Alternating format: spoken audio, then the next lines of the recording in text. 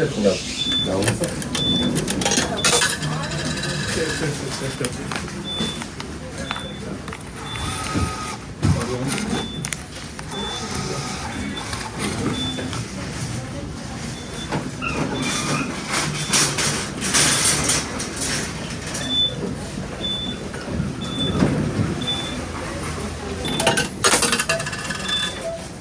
că era acasă. Da, dacă vin... E la caseria.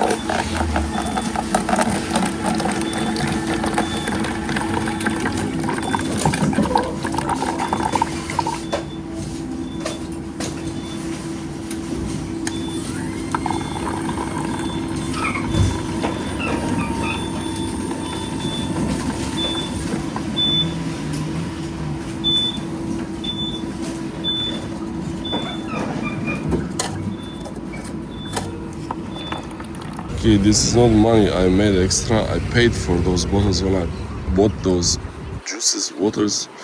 When I bought the water, I paid for it extra 50 cents from Romanian money, and it's not much. But I got a coffee from the difference. Instead of throwing them away, I recycled them and I got a coffee. Thanks for watching.